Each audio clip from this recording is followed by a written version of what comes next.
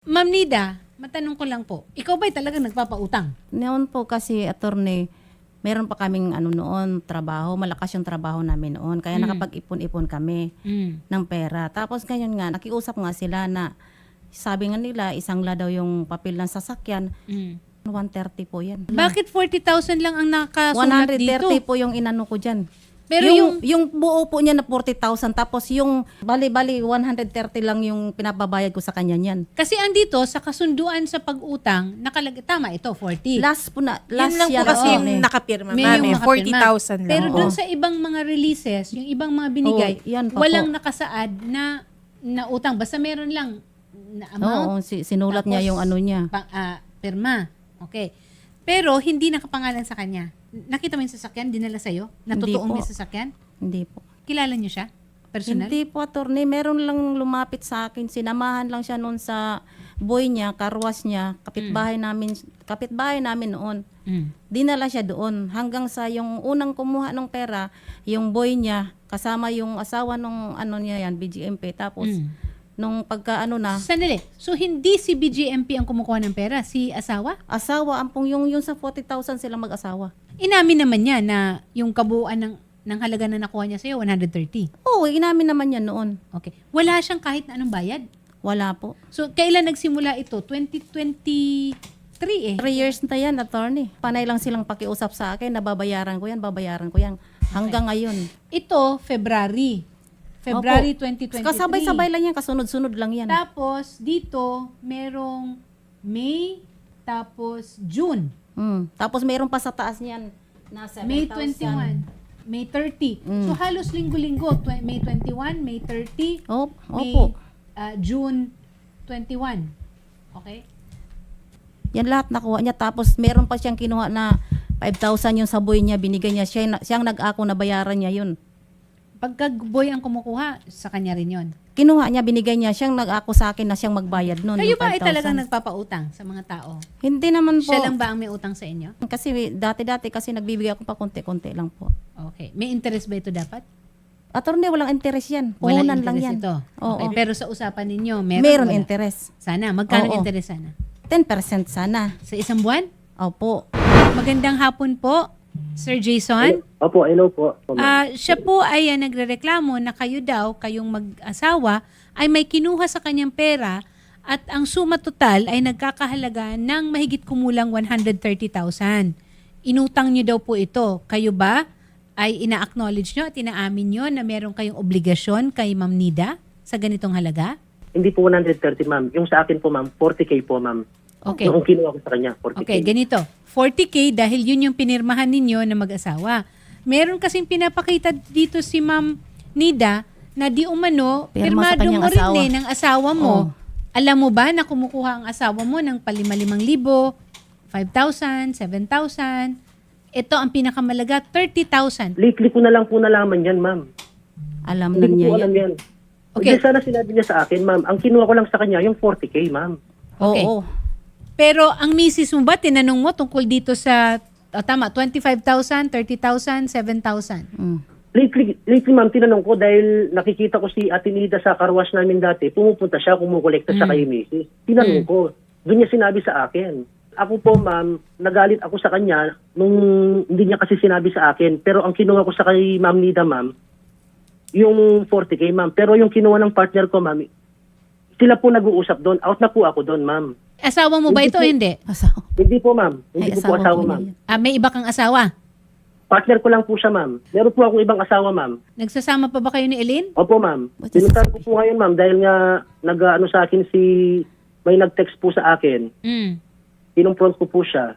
Ina-acknowledge mo yung 40,000. Opo, Mahigit ma'am. kumulang Ina-acknowledge. 3 taon na. Bakit hindi nababayaran ito? Nung babayaran ko po sana yan, ma'am, nasa kanya yung ORCR, kinukuha ko yung ORCR, ibebenta ko na yung sasakyan ko, ate, para mabayaran kita.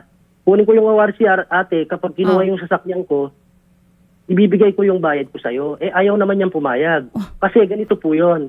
Meron din po akong kaibigan na may hiram din po ako sa kanya, naniningil sa akin. Sabi ko, pare, wala pa akong pambayad. O ganito na lang.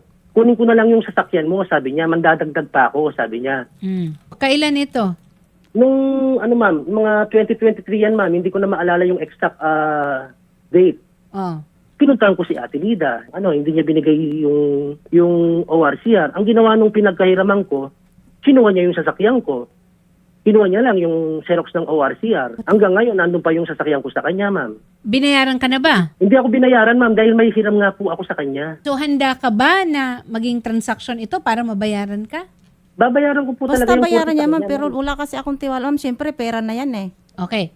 Handa ka rin ba bayaran, Jason, yung kinuha ng partner mo? Ay, labas na po ako doon, ma'am. Alam niya yun. Hindi ko na po babayaran yun, ma'am. Yun sa'yo, 40,000 may pinirmahan ka. Tapos meron dito, may pirma ka 25,000. Sa kanya yan. Yung hindi kasama sa So 40 plus 25, 65. Out po ako doon, ma'am. Yung partner ko yung kumuha doon. Basta... Hindi, may ganito po. pirma ka Hindi ko po pirma yan. Ang pinirmahan ko lang, ma'am, yung yung... Perma ng 40,000. asawa niya yan. Pinirmahan niya na totoong kumuha sila ng pera. Okay, ngayon, ganito ha. Hindi kayo kasal, pero nagsasama kayo. Okay? Opo. I am assuming na meron kayong mga negosyo, meron kayong pinagkakakitaan. Sabihin ko sa inyo, negosyo noong araw meron, ma'am. Yung car wash ko. Pumupunta nga si Ate Nida doon, kumukolekta sa kanya, nakikita ko eh. Pero ngayon, ma'am, wala na yung car wash ko, ma'am. Wala na yung source of income ko. Kung nagkasakit nga ako, ma'am, sabihin ko sa inyo yung totoo, ma'am, yung ATM ko na isang lako hanggang ngayon, hindi ko pa na itutubos. Kasi Opo, kailangan i-prove na alam niya, Nida, para sa batas, alam niya na kinuha ito nung partner niya na hindi niya asawa. Alam niya ma'am. Okay. Tinanong niya sa akin yan, alam niya. So merong acknowledgement niya. Oh, So alam meron niya. kang convo. Alam niya. Meron kang Nandun convo. na lahat yung na mga inamin niya. messages namin. Hindi ko Inano. po alam yan, ma'am. Yung Ay, 25 na yun. hindi Wala alam. po akong alam. Yan ngayon ang magiging basihan ng pagkakaso. Pero Jason, administratively, kaya natin ito tinitingnan dahil ikaw ay may hawak na responsibilidad at posisyon na kumbaga pinagkakatiwalaan ka ng tao bilang isang civil servant.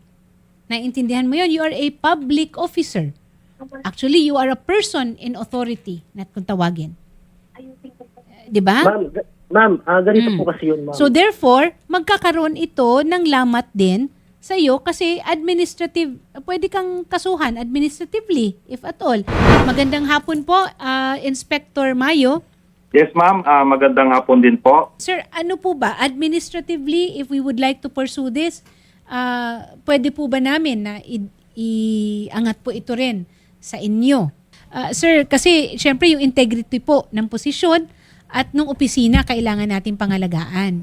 Bilang institution, ma'am, hindi namin Yes. kinukonsinti ang aming mga personnel. Yes. Pagdating po sa mga personal na problema nila, ma'am, ang payo ko lang, ma'am, kasi ayaw naman namin maging bias, Yes. isettle niya na lang niya kung ano yung naging problema niya. Kasi inutang niya naman yon. Yes. Kaya po, ma'am, kung mayroon kayong reklamo at hindi talaga magkaroon ng magandang usapin, pwede naman pong dumulong sa aming legal Yes.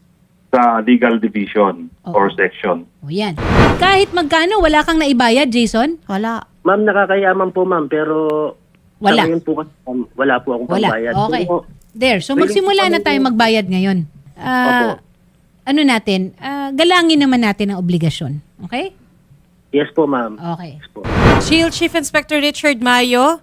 Yes, ma'am. Apo, sir, schedule po natin dyan po sa tanggapan po ninyo para po makausap nyo din po si Ma'am Nida, gayon din po si Sir Jason.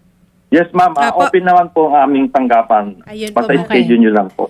Ayan, maraming salamat po, Jail Chief Inspector Richard Mayo, ang Municipal Jail Warden ng Giginto Municipal Jail BJMP Bulacan. Salamat, sir, and mabuhay po kayo, sir. Salamat po. Welcome po, attorney. Salamat po. Ma'am Nida, okay tayo. Makikipag-usap, tutulungan tayo ng chief mismo. Okay? Sige po, attorney. Salamat. Schedule na lang po natin, ma'am, no, yung paghaharap Salamat po. po. Within this week po.